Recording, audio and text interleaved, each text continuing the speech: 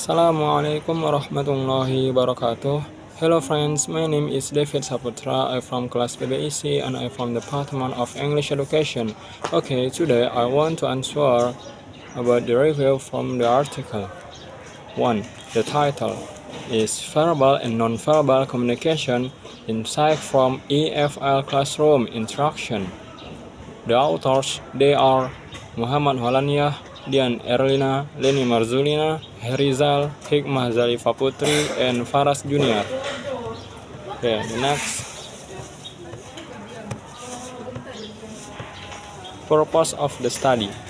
The purpose of this study was to identify and describe the types of verbal and non-verbal communication used by English teacher in EFL or English as a Foreign Language classroom at SMA YPI Tunas Bangsa Palembang. The researchers aim to understand how these two forms of communication help shape classroom interaction, improve comprehension, and support students' motivation during the learning process.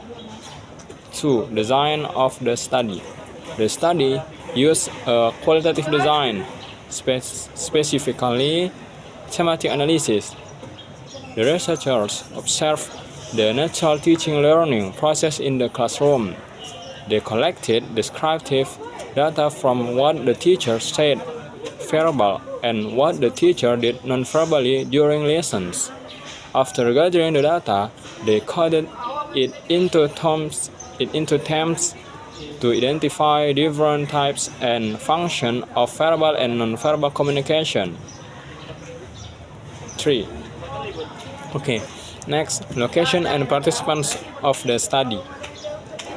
Location, SMA YPI Tunas Bangsa Palembang. Participants, English teacher teaching EFL classes at the school. Selection process, the researchers selected teachers who were actively teaching English during the time of the study. The selection was purposeful or purposive sampling, meaning the researchers chose participants who could best provide insight into verbal and non-verbal communication in the classroom. Okay, next, data collection. The researchers used several qualitative data collection methods. 1. Classroom observation to record real-time verbal and non-verbal communication. 2. Field notes documenting teachers' facial expressions, gestures, postures, voice, and spoken interaction.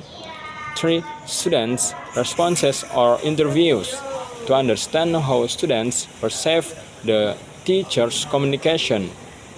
And 4. Documents such as models and worksheets to analyze written communication. Okay, next, data analysis. The study used thematic analysis. 1. All data from observation, notes, and interviews were transcribed. 2. The researchers coded verbal and non-verbal behaviors. 3. Similar codes were grouped into categories: gestures, facial expression, written communication. 4 themes were identified to explain how verbal and non-verbal communication function in the classroom. 5. The themes were interpreted and connected to theories and previous studies. 6.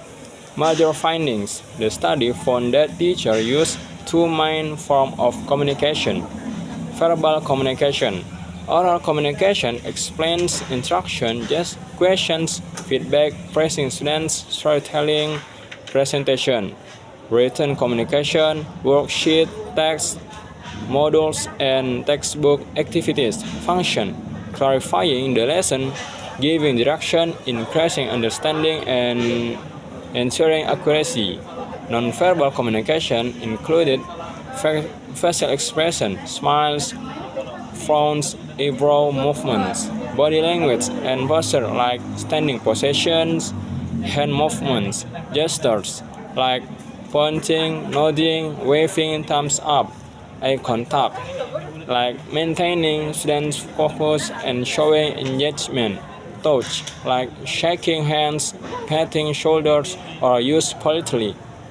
appearance and personal space, like neat clothing, maintain proximity, overall effect, improve students' attention and interest, enhance classroom management, increase students' motivation, comfort, and participants, strengthen teacher-student relationships, connection with relevant studies.